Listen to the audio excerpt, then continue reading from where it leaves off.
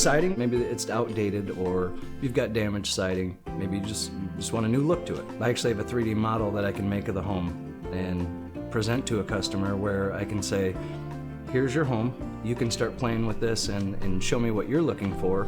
Because if I go into your home and say, here's what I'm going to propose, that's probably not what you want. You are going to want to say, well, I want to have some say in this, right? So I would now sit down with the homeowner and go, here's some tools that we can use to really get where you want to be, that let the homeowner really show you what they want, and you can go from there. Generally, what I'm looking to do with the siding jobs, I just want to find out what is their goal. Are they flipping the house? Are they about to move? Are they going to live there for 30 plus years? Or are they looking to do some fancy details that really make it pop? Whether that's the vinyl stone facade that's available, or the cedar shake accents we can do up into the gables, or do you want to do some vertical siding instead of horizontal siding in some areas and just really make it look different? And then as we go through the process, we'll ferret out what the budget is as well, because once they kind of see what different things cost, sometimes, okay, maybe I really don't want to do that at that price.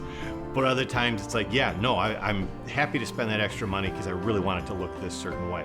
I had the house painted several years after I moved in, and within a couple of years the paint was blistering because apparently it was a crappy paint job. Somebody was wise enough to say to me, I'd be happy to charge you and repaint the house, but because the red squirrels were burrowing, digging holes in the house and living inside in the wintertime, he said, you are always going to have that problem as long as you have wood siding. So he said, my best suggestion is that you reside with vinyl. How do I go about finding somebody to do that?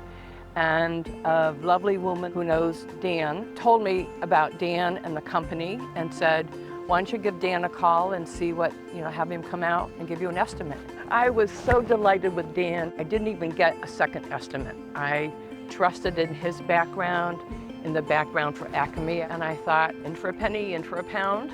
I like the guy, I trust him, and that was borne out. I mean, I'm emotional because he was so wonderful to work with. It's been a wonderful experience.